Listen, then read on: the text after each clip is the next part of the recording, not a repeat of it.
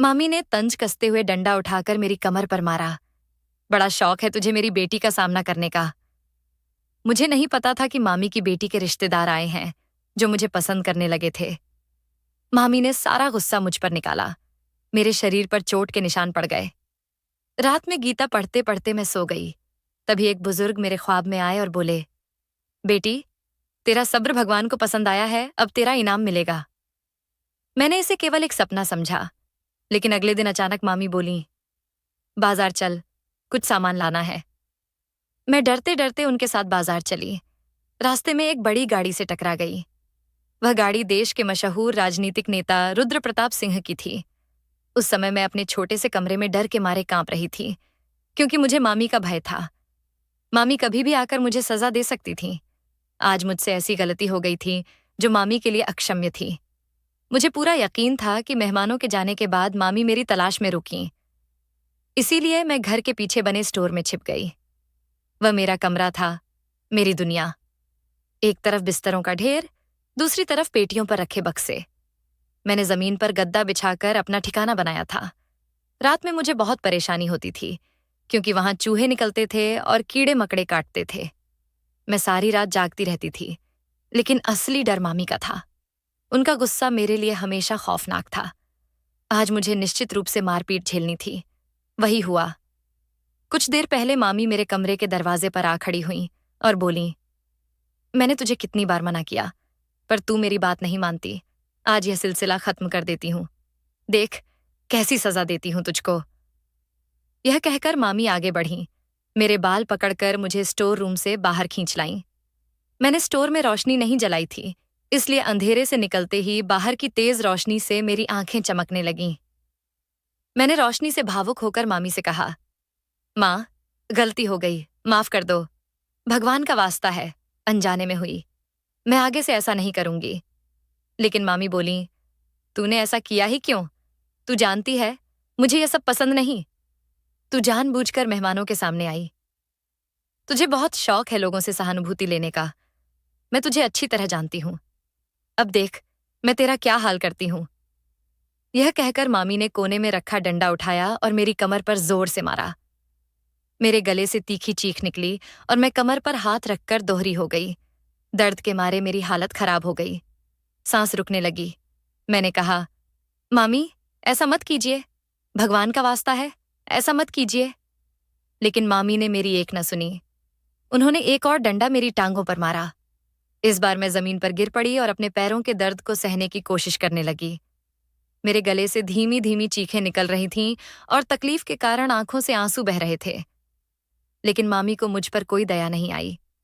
जब उन्होंने मुझे मारकर अपने गुस्से का सारा जहर निकाल लिया, तब जाकर डंडा फेंककर वहां से चली गईं। मैं जमीन पर पड़ी थी, बेहद दर्द में, और लगातार रो रही थी। बेबसी इतनी थी कि मैं कुछ कर नहीं सकती थी।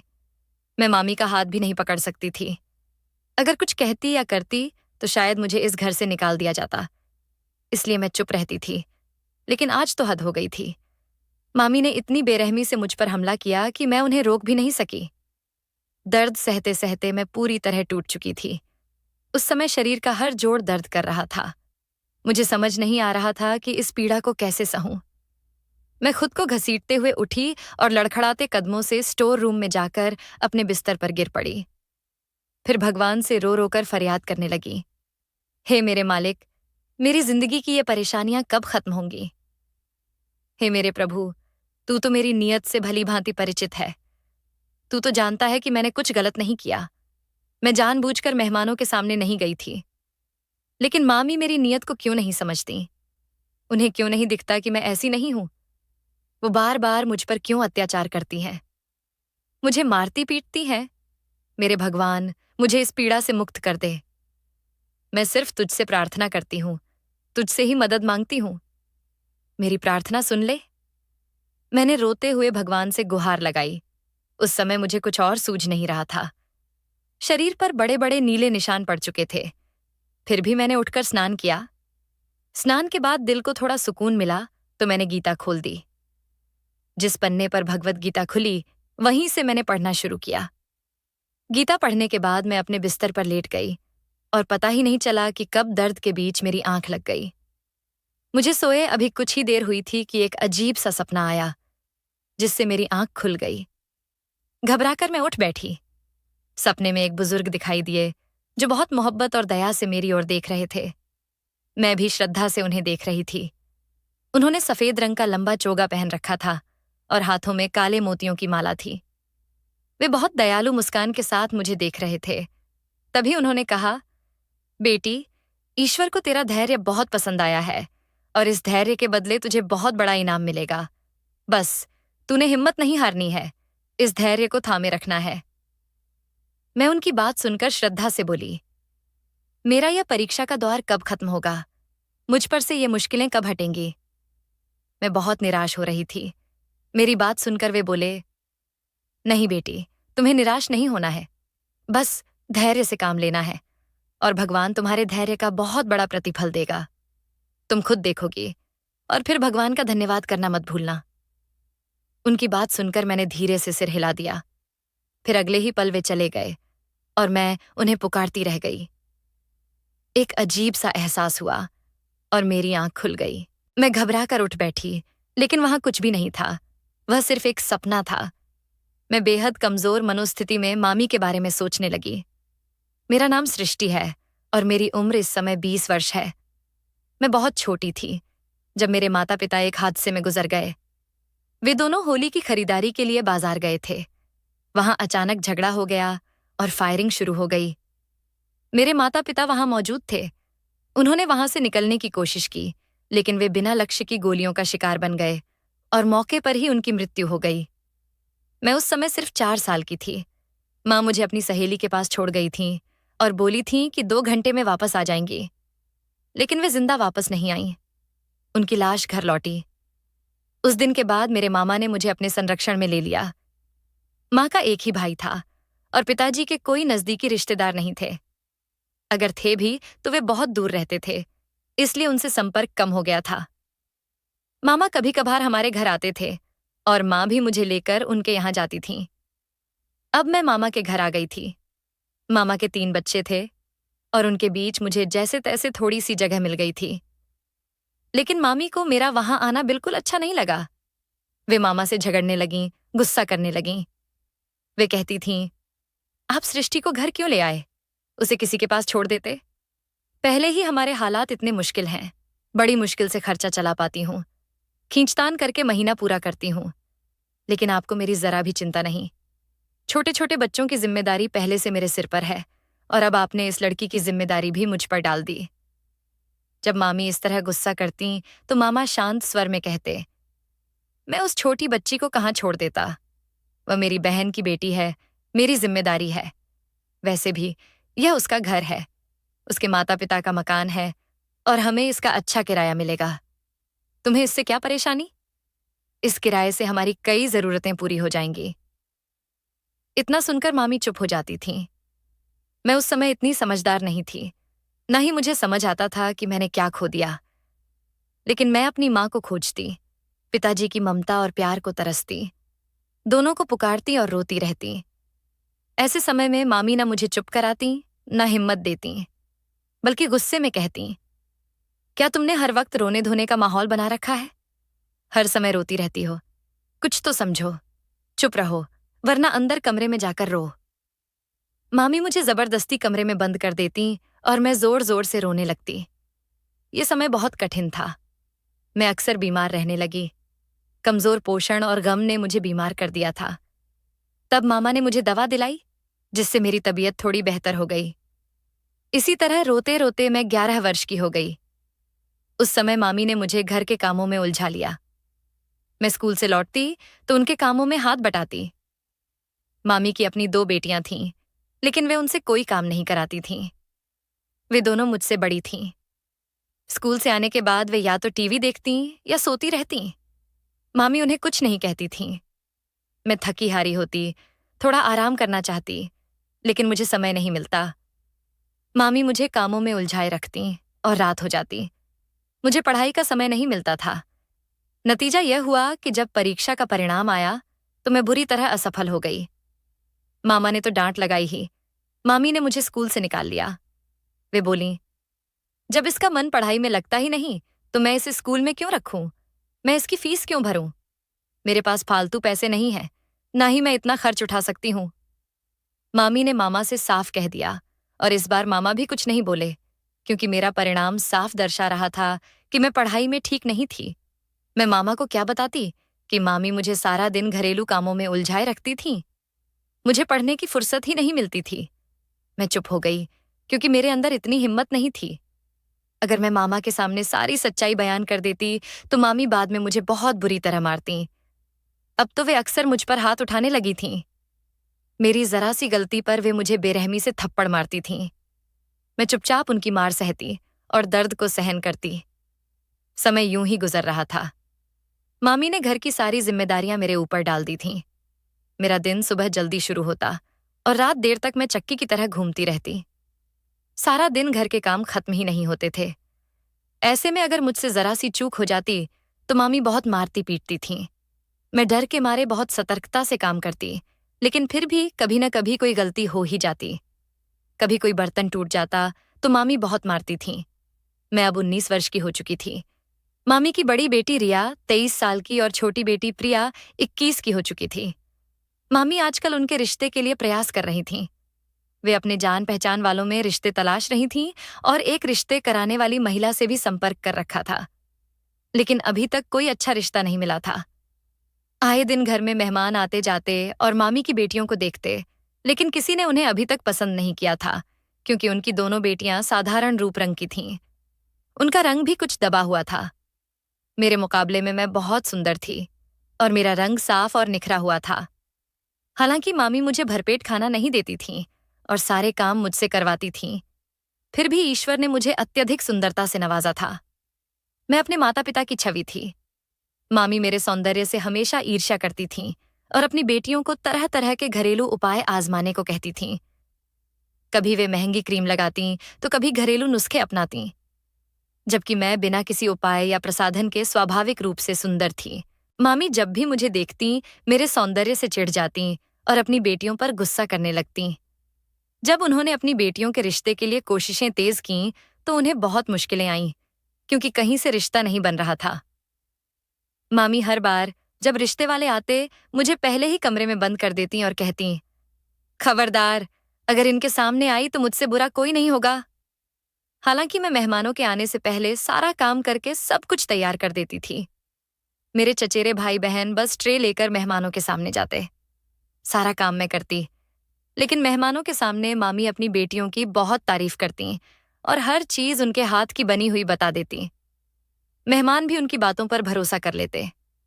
मामी ने कभी मेरा नाम नहीं लिया और किसी को पता भी नहीं चलता कि घर में सृष्टि नाम की कोई लड़की रहती है। आज भी मेहमानों के आने से पहले मामी ने साफ कह दिया था, कमरे से बाहर मत निकलना। मैं उनकी बातों से डर कर चुपचाप सिर हिलाकर मान गई। वैसे भी मेरे पास मेहमानों के सामने जाने का कोई कारण नहीं था। मामी ने मुझे बहुत बुरे हालात में रखा था। वे अपनी बेटियों के पुराने फटे घिसे कपड़े मुझे दे देती थीं, जिन्हें मैं मजबूरी में पहन लेती थी, क्योंकि मेरे पास और कुछ नहीं था। आज भी जो सूट मैंने पहना था वह इतना पुराना और घिसा हुआ था कि मुझे उसका असली रंग भी याद नहीं था। मैंने सब कुछ तैयार करके ट्रे में सजा दिया। तभी मामी की बेटी प्रिया कमरे में आई और बोली, मामी ने मुझे बुलाया है, मैं जा रही हूं, तुम ट्रे लेकर मेरे साथ चलो। मैंने कहा, मामी ने साफ मना किया है कि मैं ड्राइंग रूम में ना आऊं। वह गुस्से से बोली, मैंने कहा ना, तुम मेरे साथ चलो, मैं यह भारी ट्रे नहीं उठा सकती। मेरे लिए यह दो तरफा मुश्किल थी, या तो मामी का डर या उनकी बेटी की डांट। मजबूरी में मैंने ट्रे उठाई और उसके पीछे पीछे चल दी। मेरा दिल जोर से धड़क रहा था। मैं बहुत घबराई हुई थी। मामी का गुस्सा मेरी जान पर बना हुआ था, लेकिन मैं मजबूर थी, इसलिए ड्राइंग रूम में जाना पड़ा। जैसे ही मैं ड्राइंग रूम में दाखिल हुई, मेरी और मामी की नजरें मिलीं। मुझे अंदर एक ठंडक सी दौड़ती महसूस हुई। मामी गुस्से से मुझे घूर रही थीं। मैं समझ गई कि उन्हें मेरा वहां आना बिल्कुल पसंद नहीं आया। मैंने जल्दी से ट्रे मेज पर रखी और चीजें सजाने लगी। तभी एक महिला मेहमान ने पूछा, यह लड़की कौन है? बहुत प्यारी लग रही है। मामी बोलीं, ये रमेश जी की स्वर्गीय बहन की बेटी है, बचपन से हमारे पास रहती है। रमेश जी बहुत धार्मिक और नेक इंसान हैं उन्होंने इसे अपनी बेटी समझकर पाला है। सच कहूं, मैंने भी इसे कभी अपनी संतान से अलग नहीं समझा। शुरू से इसकी परवरिश की जिम्मेदारी रमेश जी ने उठा ली थी। अब यह हमारे साथ अपनी बेटी की तरह इस घर में रह रही है।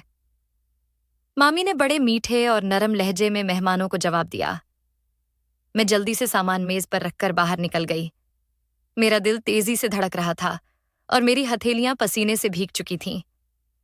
मेहमान कुछ देर बाद चले गए और उनके जाते ही मामी ने मुझे मारना पीटना शुरू कर दिया।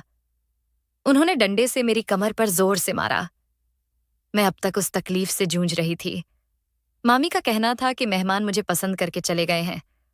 उनका कहना था कि उनके बेटे को एक सीधी सादी, घरेलू और सुंदर लड़की चाहिए और मुझ में वह सारी खूबियां थीं। मामी ने आरोप लगाया कि मैंने जानबूझकर कमरे में जाकर खुद को दिखाया ताकि वे मुझे पसंद करें। उन्होंने ताने देते हुए कहा, बहुत घमंड है तुझे अपने रूप पर। अब देख, मैं तेरा क्या हाल करती हूं। मैं तुझे किसी को मुंह दिखाने लायक नहीं छोड़ूंगी। मामी ने मुझे बहुत बेरहमी से मारा पीटा और डराया धमकाया। मैं अपने कमरे में जाकर फूट फूट कर रो पड़ी। फिर गीता पढ़ते पढ़ते नींद आ गई। तभी एक बुजुर्ग मेरे ख्वाब में आए। उनका आना मेरे दिल को एक अजीब सी बेचैनी में डाल गया। मैंने उस ख्वाब को एक कीमती सपना समझा और सोचा कि बस यूं ही आया है। लेकिन मुझे नहीं पता था कि आने वाला समय इस ख्वाब को सच्चाई में बदल देगा। अगले दिन 15 जून 2024 को मामी मुझे अपने साथ बाजार ले गईं और बोलीं, मुझे बहुत सारा सामान खरीदना है। मैं अकेली नहीं उठा पाऊंगी, तू साथ चल। मामी अच्छी तरह जानती थीं कि रात की मारपीट के कारण मेरा पूरा शरीर दर्द से टूट रहा था और मुझे तेज बुखार भी था। फिर भी उन्होंने मेरी हालत की परवाह नहीं की और मुझे जबरदस्ती अपने साथ ले गईं। कड़ी गर्मी में बाजार में घूमते हुए मेरी हालत और खराब हो गई। जब मैं सामान उठाकर मुख्य सड़क पर आई और मामी के साथ सड़क पार कर रही थी, तभी सामने से आती एक बड़ी काली गाड़ी से टकरा गई और सड़क पर गिरकर बेहोश हो गई। जब मुझे होश आया, मैंने खुद को एक अस्पताल के निजी कमरे में पाया। यह एक बड़ा और महंगा अस्पताल लग रहा था। मैं घबरा गई। मेरे पास एक नर्स खड़ी थी। मैंने उससे पूछा, मैं कहाँ हूं? यह कौन सी जगह है? मुझे यहां कौन लाया? नर्स ने कहा, आपको यहां रुद्र प्रताप सिंह लेकर आए हैं। मैंने खोए हुए स्वर में पूछा, रुद्र प्रताप सिंह कौन है? नर्स ने व्यस्त लहजे में कहा, आप जानती होंगी, अक्सर टीवी पर देखा होगा। वे एक बड़े राजनीतिक नेता हैं, एक मशहूर पार्टी के मुखिया हैं और विदेश से पढ़कर आए हैं। यह सुनकर भी मुझे कुछ याद नहीं आया। मैं उन्हें नहीं जानती थी, क्योंकि घर में अगर टीवी चलता भी था तो मामी की बेटियां चैनल लगाकर बैठ जाती थीं। मैंने कभी अपनी मर्जी से कोई कार्यक्रम नहीं देखा।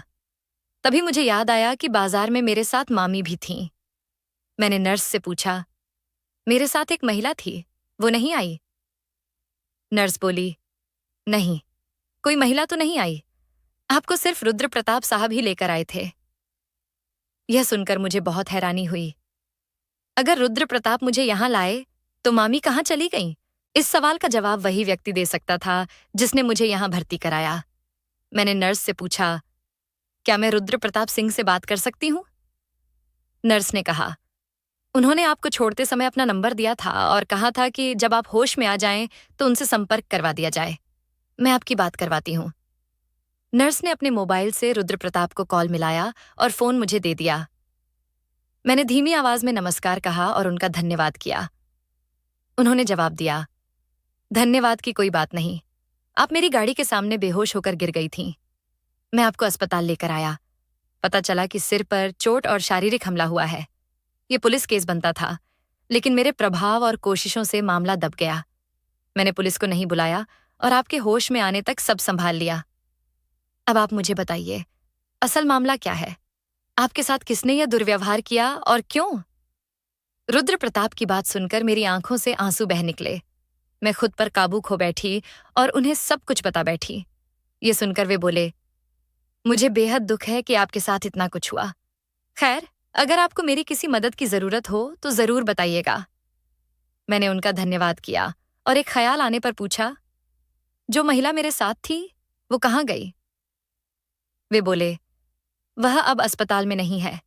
पूछने पर उन्होंने बताया कि उनकी बेटियां घर पर अकेली हैं, इसलिए वे सीधे घर चली गईं। मैं आपको अस्पताल ले आया। रुद्र प्रताप की बात सुनकर मैं गहरे दुख में डूब गई। मुझे विश्वास नहीं हो रहा था कि मामी मेरे साथ ऐसा कर सकती हैं। मुझे बेहद तकलीफ हुई। मैंने एक बार फिर रुद्र प्रताप को धन्यवाद दिया और फोन बंद कर दिया। पूरे दिन मैं अस्पताल में रही। मेरा इलाज बहुत अच्छे तरीके से हुआ।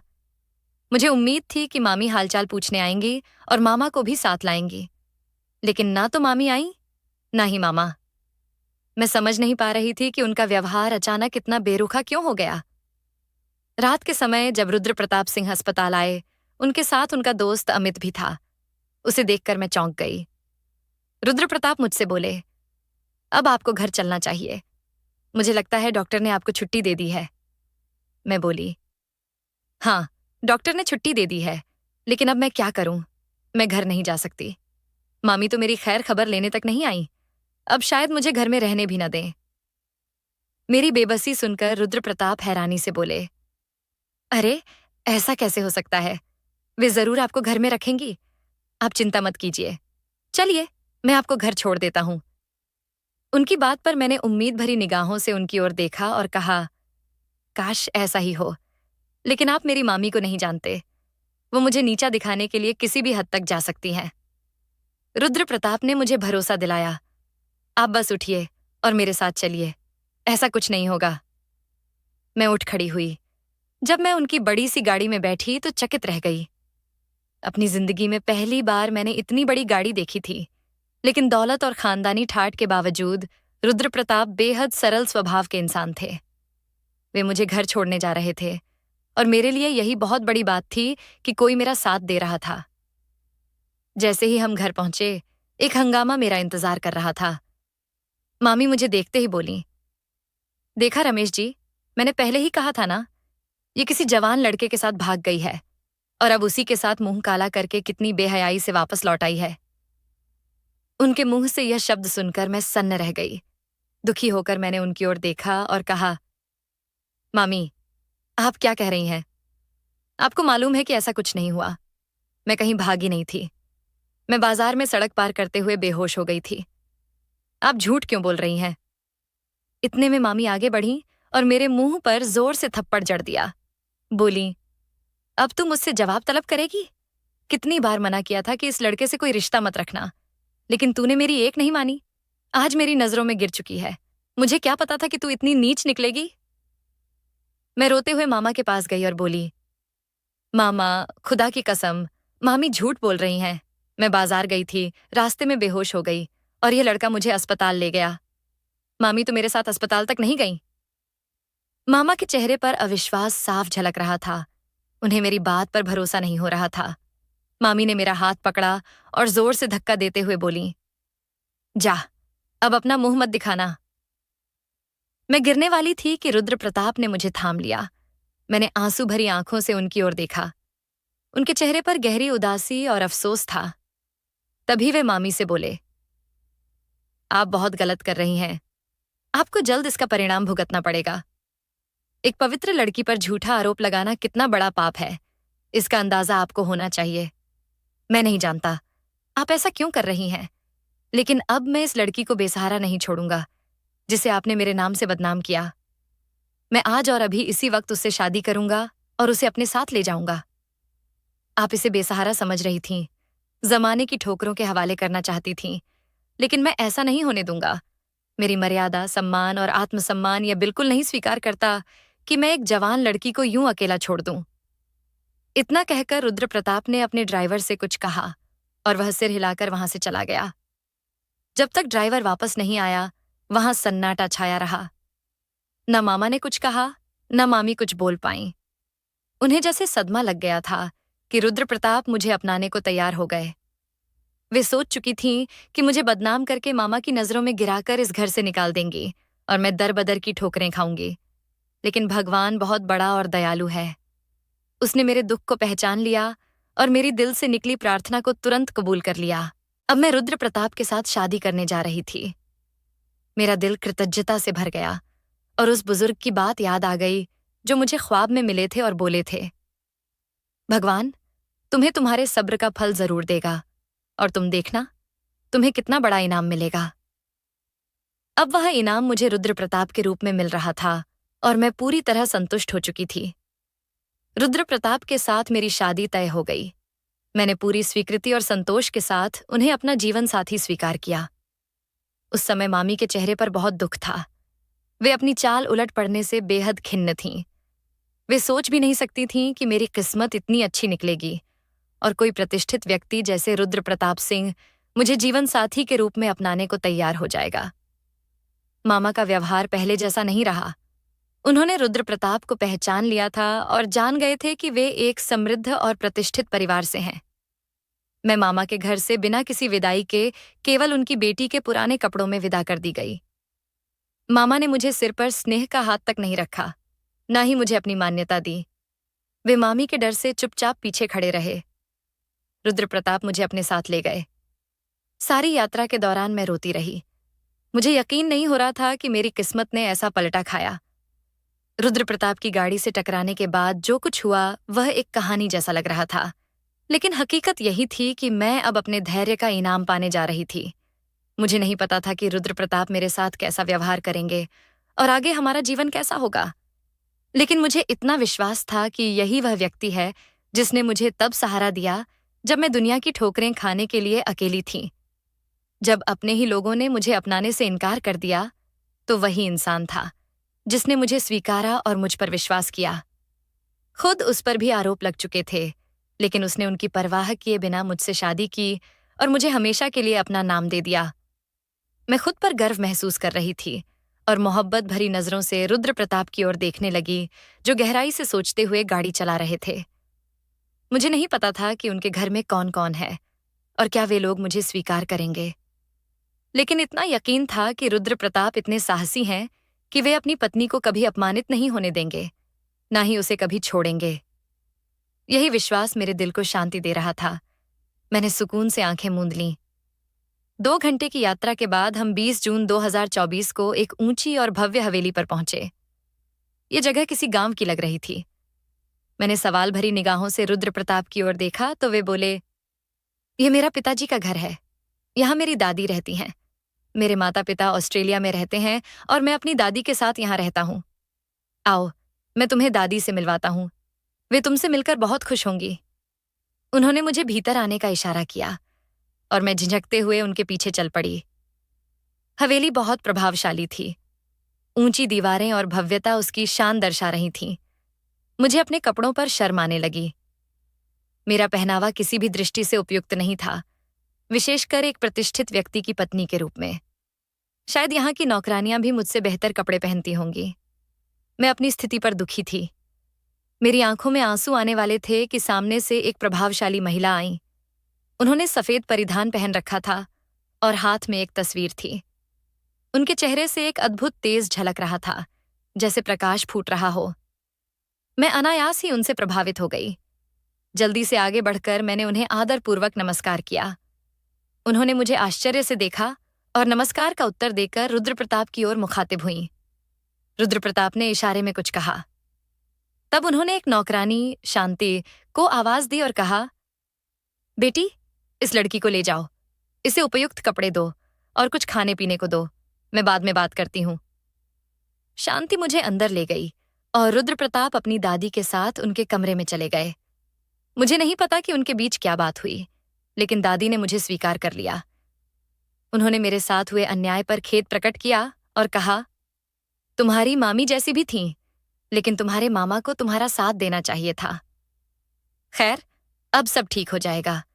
मेरा रुद्र प्रताप बहुत अच्छा है, दिल का भला है। तुमने देख लिया होगा, एक औरत को मुसीबत से निकालने के लिए उसने उससे विवाह कर लिया। मैं खुश हूं कि मैंने अपने पोते की परवरिश इंसानियत के सिद्धांतों पर की और आज वही इंसानियत उसके स्वभाव में झलक रही है।" दादी के स्वीकार करने पर मुझे गहरी राहत मिली। उन्होंने तुरंत घोषणा कर दी कि 27 जून 2024 को वे हमारा विवाह भोज धूमधाम से आयोजित करेंगी। तब तक मुझे एक अलग कमरे में रहना था और विवाह भोज के बाद मुझे रुद्र प्रताप के कमरे में भेजा जाना था। यह सुनकर मैं शर्म से सिर झुका गई। 27 जून 2024 को दादी ने हमारा विवाह भोज बड़े धूमधाम से मनाया। हवेली में खुशियों की लहर दौड़ गई। पूरा गांव उपस्थित था और बड़े बड़े लोग इस अवसर पर शामिल हुए। रुद्र प्रताप के चेहरे पर सच्ची खुशी थी। यद्यपि उस दिन के बाद से हमारी कोई बातचीत नहीं हुई थी। दादी ने बताया था कि वे शहर चले गए हैं। मैंने उनसे दोबारा उनके बारे में कुछ नहीं पूछा, लेकिन आज उनके चेहरे पर बिखरी मुस्कान देखकर मुझे लगा कि अब इस रिश्ते में उनकी भी संपूर्ण स्वीकृति है। मैं अब जबरन उनकी जिंदगी में नहीं आई थी। अब वे अपनी मर्जी और चाहत से मुझे अपना रहे थे। यह एहसास अत्यंत सुकून देने वाला था। जब कोई आपको अपनाता है और सच्चा प्रेम करता है तो उसका एहसास अनमोल होता है। रुद्र प्रताप ने मुझे उस एहसास से परिचित कराया था। गृह प्रवेश की रस्म के दौरान जब उन्होंने मेरी ओर देखा, मैं शर्म से गुलाबी हो गई। मैंने सिर झुका लिया, जबकि उनके चेहरे पर शरारत और प्रसन्नता साथ साथ चमक रही थी। जब मैंने उनकी ओर देखा तो उन्होंने हल्के से एक आंख दबा दी। यह देख मैं भी मुस्कुरा दी और सिर झुका लिया। अब मुझे पूरा विश्वास हो चला था कि आने वाला समय मेरे धैर्य के बदले बहुत सुंदर होने वाला है। मुझे उस बुजुर्ग की बात पर भी यकीन हो गया था, जिन्होंने मेरे स्वप्न में इशारा किया था। मैंने ठान लिया था कि मैं भगवान का शुक्रिया अदा करूंगी, क्योंकि उसने मुझे धूप में तपने के बाद एक ऐसा साया प्रदान किया था जो जीवन भर मेरी रक्षा करेगा। अगर मैं सारी जिंदगी ईश्वर के चरणों में गिरी रहूं, तब भी उस नेमत का शुक्र नहीं अदा कर सकती जो भगवान ने मुझे प्रदान की थी। यह सोचकर मैंने गहरे सुकून के साथ अपनी आंखें बंद कर लीं और एक संतोष भरा एहसास अपने दिल में उतरता पाया। तो दोस्तों, इस कहानी का नैतिक संदेश यह है कि धैर्य, सच्चे संस्कार और ईश्वर पर अटूट विश्वास अंततः जीवन में सुख और स्वीकार्यता की ओर ले जाते हैं। जब आप दूसरों की भलाई के लिए निस्वार्थ कदम उठाते हैं, तो समय आने पर वही अच्छाई आपके जीवन को संवारती है। तो दोस्तों, यह थी आज की कहानी। इस कहानी के बारे में आपकी क्या राय है? ये कमेंट बॉक्स में जरूर बताइए। अगर आपको कहानी पसंद आई हो तो वीडियो को लाइक करें और चैनल को सब्सक्राइब करें। बेल आइकन पर क्लिक करके इसे ऑन एल पर सेट करें ताकि आपको नए वीडियो की सूचना तुरंत मिल जाए। धन्यवाद।